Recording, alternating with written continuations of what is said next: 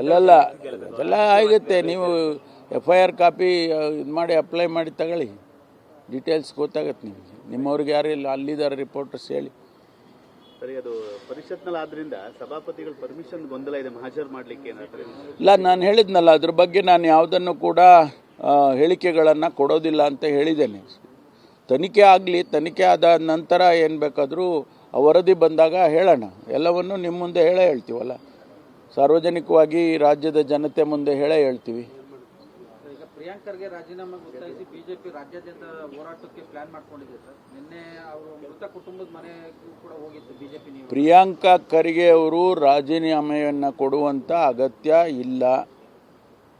ಅವರು ಸುಮ್ಮನೆ ಅನವಶ್ಯಕವಾಗಿ ಅವರ ಹೆಸರನ್ನು ತೆಗೆದುಕೊಂಡು ಬಂದು ರಾಜೀನಾಮೆ ಕೊಡಿ ಅಂತೇಳಿ ಒತ್ತಾಯ ಮಾಡ್ತಿದ್ದಾರೆ. ಸರ್, ದರ್ಶನ್ ಕೇಸಲ್ಲಿ ಅರ್ಜಿ ವಜಾ ಮಾಡೋದು ಮೇಲ್ಮನೆ ಹೋಗ್ತಿದ್ದಾರೆ, ಸುಪ್ರೀಂ ಕೋರ್ಟ್ಗೆ ಹೋಗ್ತಿದ್ದಾರೆ. ಅದೆಲ್ಲ ಪ್ರೊಸೀಜರಲ್ಲಿ ಏನು ಮಾಡಬೇಕು ಇಲಾಖೆಯಿಂದ ಮಾಡ್ತೀವಿ. ಪ್ರೊಸೀಜರಲ್ಲಿ ಮಾಡಲೇಬೇಕಲ್ಲ, ಮಾಡ್ತೀವಿ. Thank you.